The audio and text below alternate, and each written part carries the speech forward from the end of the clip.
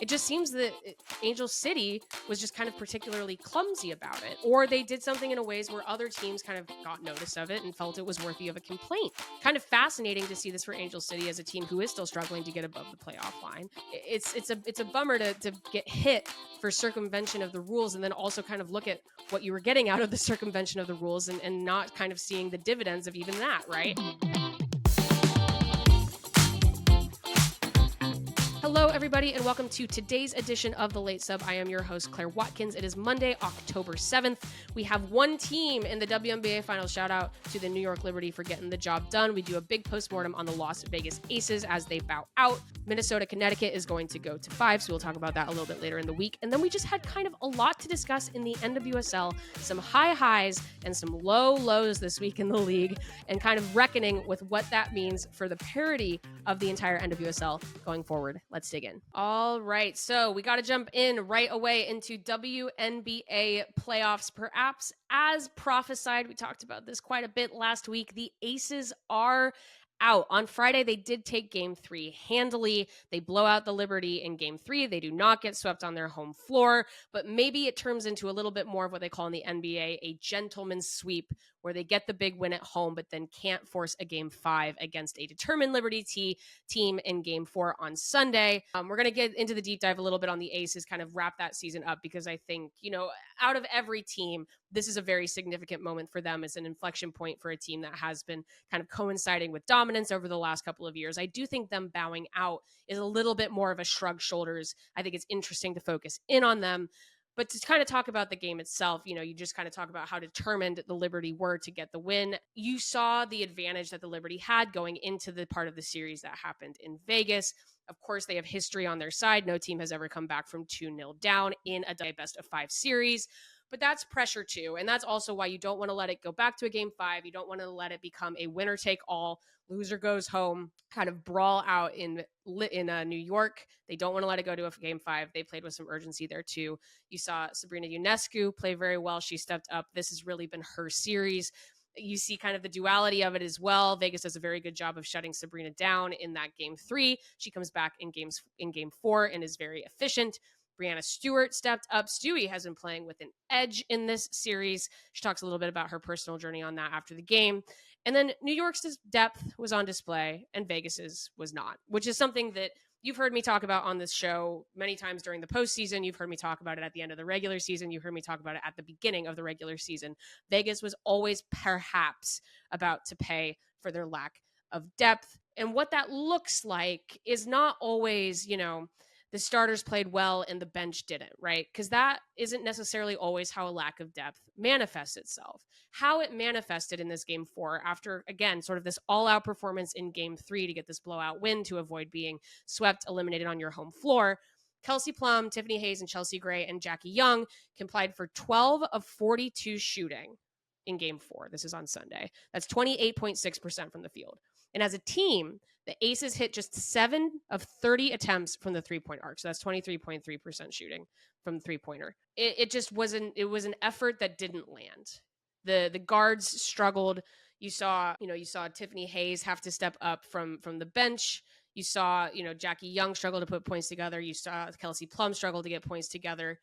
What that meant for Asia Wilson is that her usage suffered in the second half, because if no one else is hitting, even in mid-game adjustments, a team like the Liberty can say, hey, their guards are not shooting well today. We're going to focus on Wilson. We're going to take her out of each play. We're going to deal with her usage, make her usage go down, and we're going to see this out. Looked like both fatigue and, again, an inability for the Aces to get her in the right spaces with the right service. The Aces, I think people watch basketball teams and they see the not hot hand getting the look, right? People were even joking after the game, right? They were saying, Kelsey Plum had a really tough game. Why was she shooting so much in the fourth quarter? It's because that's how the other team defends. They're going to want the cold hand touching the ball at the end of the shot clock. That is what they want. They're going to give the cold hand an open look from 3. That by the rules of the game and the nature of offensive actions, that player should shoot that. But if they're that cold, it's not going to hit. And so they were deferring to the open player. The Aces were deferring to the open player. A'ja Wilson was deferring to the open player. And that's not even necessarily wrong. You have to work through those slumps. But again, an elimination game for the Aces, where you did see fatigue set in, the same Achilles heel they've been struggling with all year ended up writing their exit. I mean, I think maybe that's the larger thing. We talked about Becky Hammon sort of doing this post-mortem of the team after going 2 games down in New York. It was interesting. She actually apologized to her team for those comments. She was talking about a lack of edge. She goes back to the locker room. She says, "I'm sorry. I didn't mean that. I was frustrated in the moment." Her kind of waxing poetic on the entire season was a little bit premature and probably not useful to the locker room in that moment. I understand why she said it after the 2 games, and I don't think that some of those ideas that she mentioned were wrong, but it wasn't the right moment to say those things, and she did apologize to her team afterwards. But I also thought what Hammon said after this game was interesting. I liked this quote for a number of reasons to highlight here on the show. So Hammon says after the game, she says, "We've never done exit meetings. We've only done exit partying." So Hammon is in her 3rd year in the WNBA as a head coach, and she has won the championship her first 2 years. So this is the first time she as a coach has ever not reached a finals and not won a championship. She says, "So we're going to have to get together and figure it out, but obviously we have to get better. We have to really take a sharp look at ourselves in the mirror, see our shortcomings. You've got to make the moves necessary, whatever that means, to put out the best product we possibly can.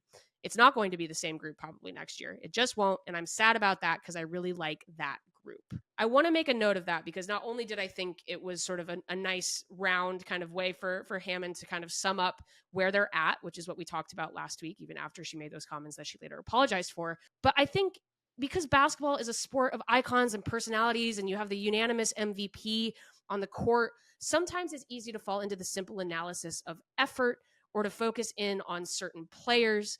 And yes, I think this was what the Aces kind of did to their stars, where they forced them to kind of play hero ball and say, "You're going to have to shoot your way out of this. You're going to have to individually step up to find a way to get through the Liberty." And that ultimately was not possible. The quote above is a nice one, right? The thought of like, we've never done exit interviews, we've only done exit partying. I like that. That's a nice kind of an ode to the success that the Aces have had over the last couple of years. But it's also an admission of, in this way, that sort of inactivity that hasn't allowed Vegas to support their players into success this year. The Olympics exhausted this group. They were relied on heavily. You have Young, Plum, and Wilson relied on heavily to get through the Olympics.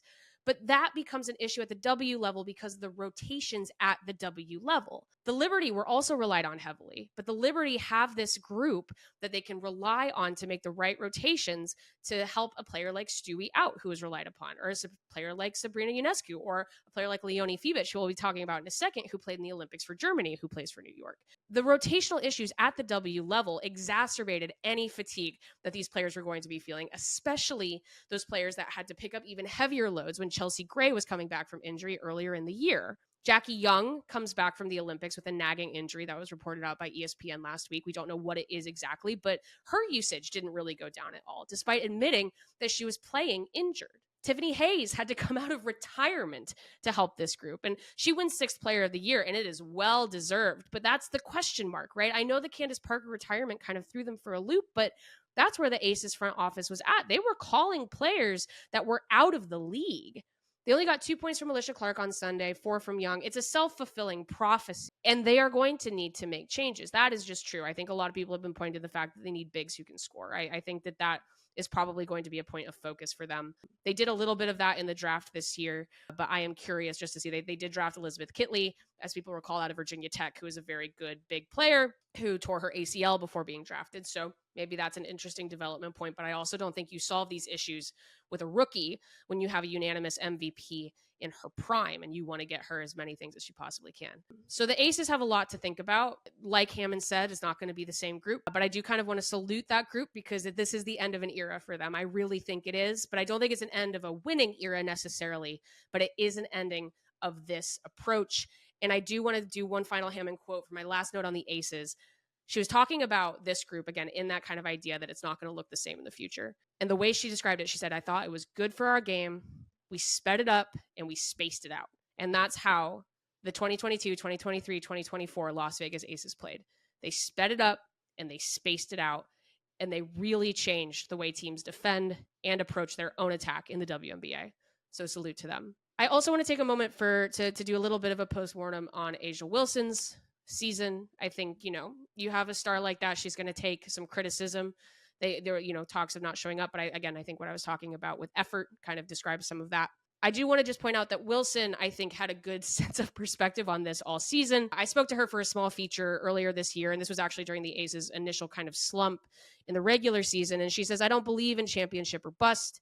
I don't really like that talk because it's too long of a season for us, and we have a lot of stuff going on now. Obviously, I just want to be a winner in every aspect. Bringing up my teammates with me, of course, is going to be huge because I cannot do this alone. She wanted to stay healthy, and she says, if I'm better than I was last year, that's a check off for me. So I think that they fully achieved that. But I want to talk about New York. We will get into Minnesota versus Connecticut a little bit more later in the week once that series plays out.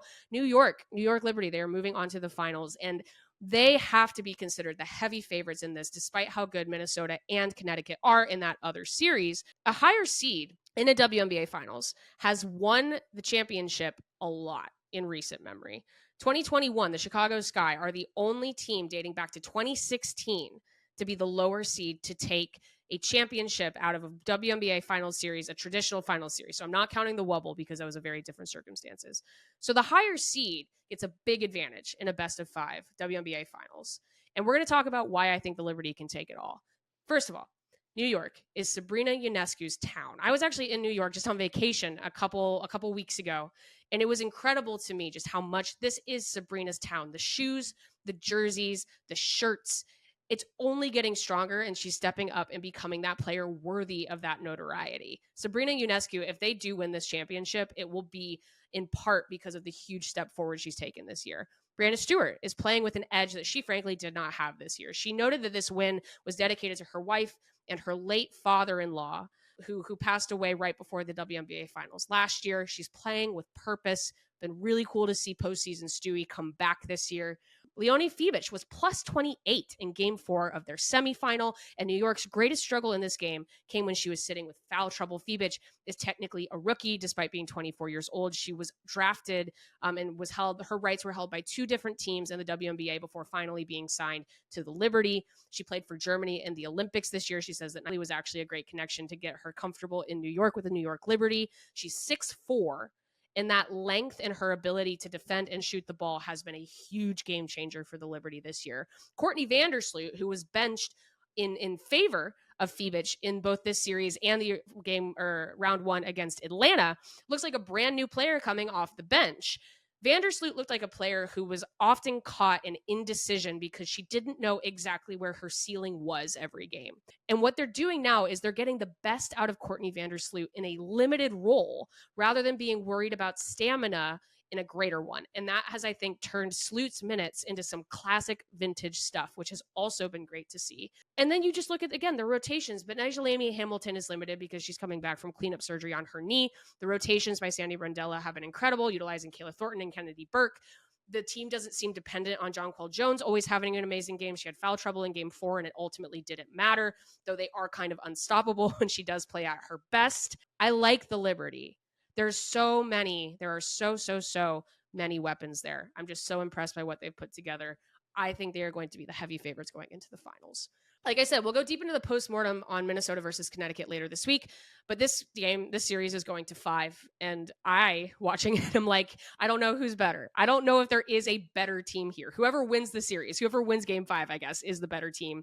I really enjoyed watching Alyssa Thomas and Dewana Bonner kind of say not today to the Lynx on Sunday after being faced with an elimination game. They got thoroughly beaten in game 3, and they picked things back up in game 4. Really, really incredible. It's Connecticut's length versus Minnesota's speed. Really good energy, a little bit of an edge from both teams. You see Marina Mabry and Nafisa Collier kind of going at it. It was so nice to see Ty Harris play so well for Connecticut in game 4 after a tough injury in round 1. How Connecticut defends Nafisa Collier is going to make a huge impact in game 5, but I also think this could come down to Minnesota's guards, Kayla McBride, Courtney Williams, and then even Bridget Carlton as the small forward.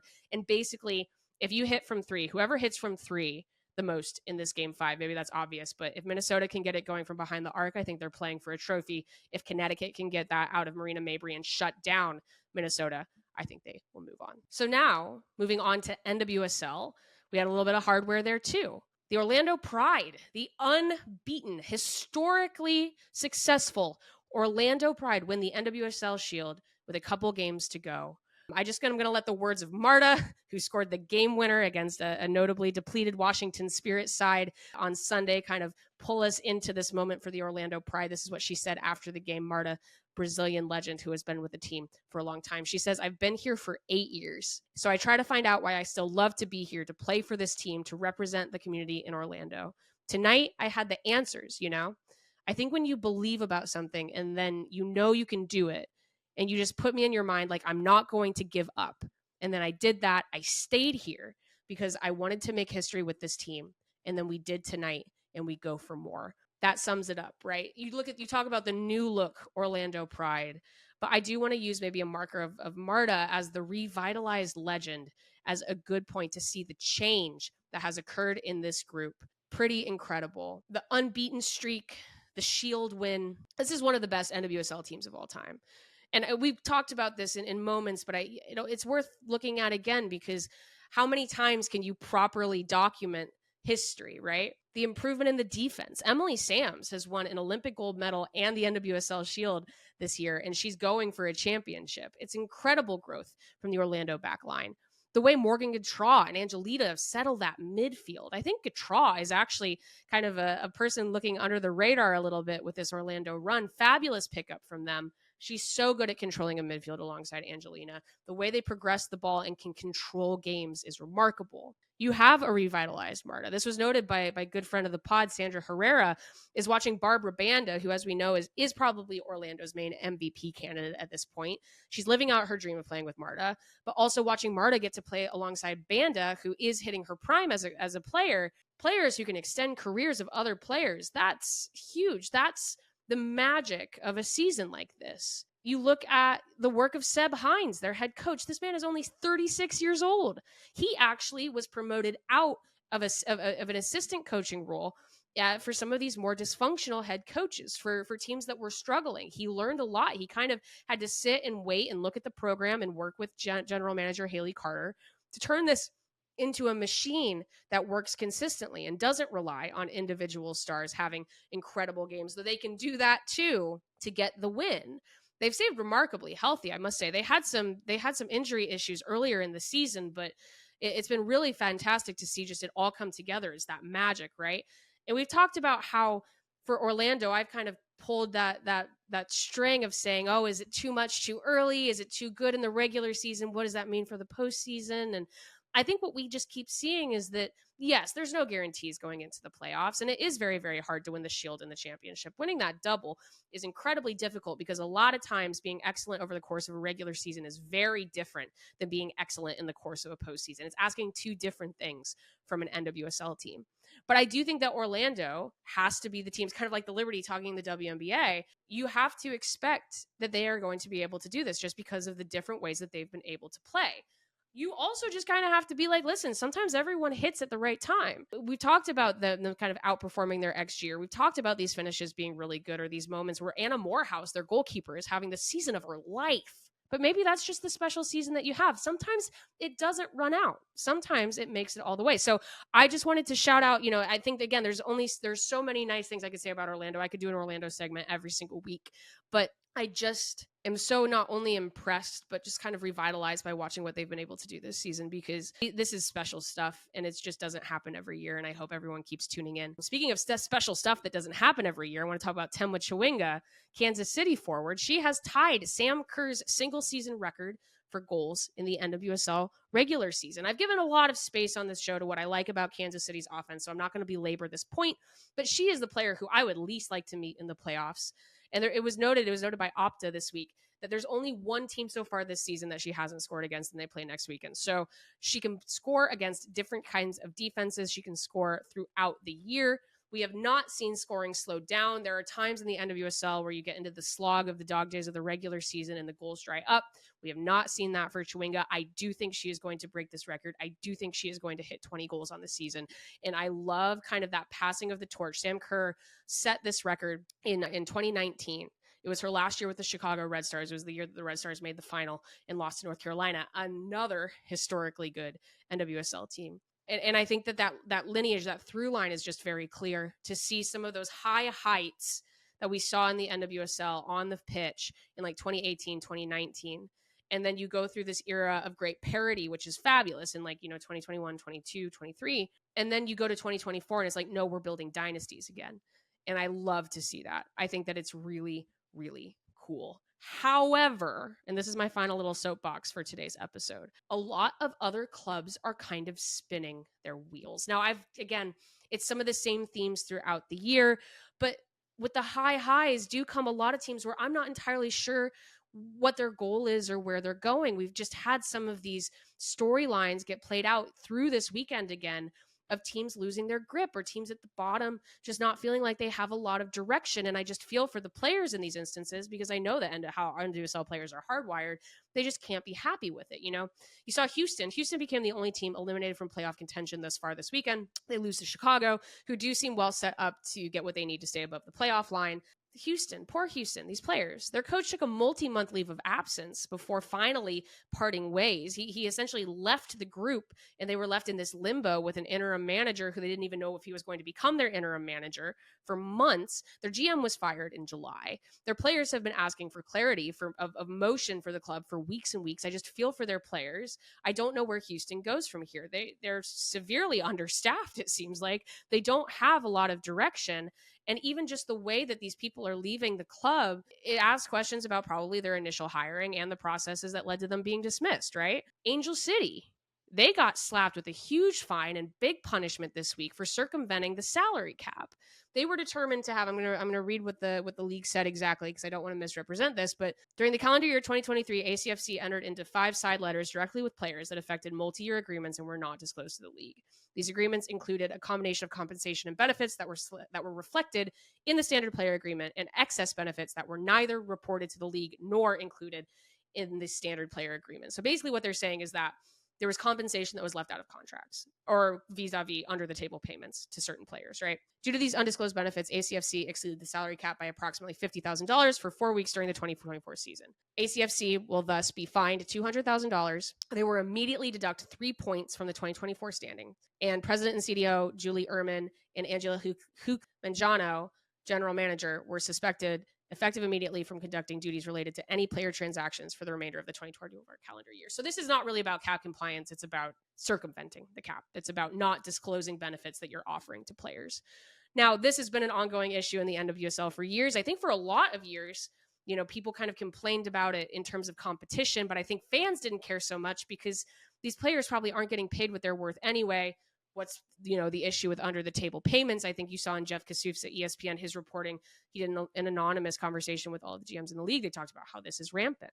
A lot of different players are getting different benefits that are not going into salary cap. It just seems that Angel City was just kind of particularly clumsy about it, or they did something in a ways where other teams kind of got notice of it and felt it was worthy of a complaint. Kind of fascinating to see this for Angel City as a team who is still struggling to get above the playoff line. It's a bummer to get hit for circumvention of the rules and then also kind of look at what you were getting out of the circumvention of the rules and not kind of seeing the dividends of even that, right? I say that again sort of flippantly as that idea of player compensation being not the worst thing a club can do, right? But in addition, the NWSL will now be conducting annual investigations and audits of player spending across clubs to ensure compliance with league rules. So that's interesting to me because that means that the league wasn't doing that before, first of all. And I think that also means that maybe with this new era of tightening up with the new CBA, I do just wonder if some of these things that maybe people looked away, because again, there was this overall understanding that these kinds of benefits were a competitive issue, but also maybe somewhat necessary with how underpaid these players were. You don't want to have these players not be able to make a living wage, but now they're probably saying, well, with the CBA, we are doing that. And this behavior needs to stop. And Angel City kind of probably being the first team of this modern era to get caught, got hit with something pretty tough. So not completely eliminated from playoff contention. And again, not a lot of other teams were serious about winning and kind of putting them out. So maybe Angel City does still make it above the playoff line. But again, you just kind of wonder what's going on there. Both Seattle and Portland lost again. The Emma Hayes NWSL tour has seen all 3 teams she's come to visit lose, which is pretty funny. She's been doing prospect scouting over the last couple of weeks to get ready for a futures camp in January. Both Seattle and Portland are hurt. But there's also nothing about their style of play that indicates that having their top starters back would do much more than kind of band-aid the issue. I think both coaches need to pitch to ownership why they're the right people going forward. I don't think there are a lot of indications that Seattle can score. I don't think there's a lot of indications that Portland can defend or progress the ball very well. I think these general managers need to kind of answer for the rosters that they've put together. You can have a lot of good players and have it still not work. And to see that with Portland is really disappointing. Now, I know they are injured, but to kind of see the way that they've been playing, I do think that Lacrina LeBlanc needs to kind of explain what the vision is and how they got there, because it is a shame to see. Like, the Thorns were not ready, first of all, for the Champions Cup schedule. They weren't ready to be playing international, club tournaments while also handling their business in the regular season. Christine Sinclair is retiring, and this is not inside information where I just think that we're going to see probably a number of more retirements throughout the league. There is this feeling of this generation passing the torch this year. And they've got a player like Sophia Smith, who is also dealing with lingering injury, who has only so many years on a contract. I'm not sure Portland's making the pitch to keep their star right now. So again, maybe this is that turning the corner of the sort of the winners of losers of the late season or the postseason in all of these different sports. I need to see more from Portland to understand kind of where they're going. And this is maybe my final thesis statement, which is that expansion years curate their own kind of chaos. They always have. A double expansion year like this was always probably going to separate the haves and the have-nots, right? But to Bay and Utah's credit, the two expansion teams this season, they have improved throughout the course of this year. The Bay has gotten much better after the Olympic break, as have the Royals. The Royals are not going to be, they're not competing for trophies. They're not competing for the playoff line, but you cannot say that they have not shown marked improvement in the latter, let's say, third of the regular season. Same to the Bay. Racing Louisville was at least aggressive in the transfer market. I don't know if all of those trades are going to pan out, but they did at least try something. But I just miss the other form of chaos a little bit, where it feels like these teams, these legacy clubs, are making the moves necessary to stay relevant in this new league structure, where there are all these fears, right, about parity, because the league just got rid of all of their parity rules. To me, it's a lack of direction on the management side that threatens the parity of the NWSL much greater than any sort of draft or salary cap or discovery rights. And I wish I saw from a number of these clubs that have historic success and are banking on the reputations of that success.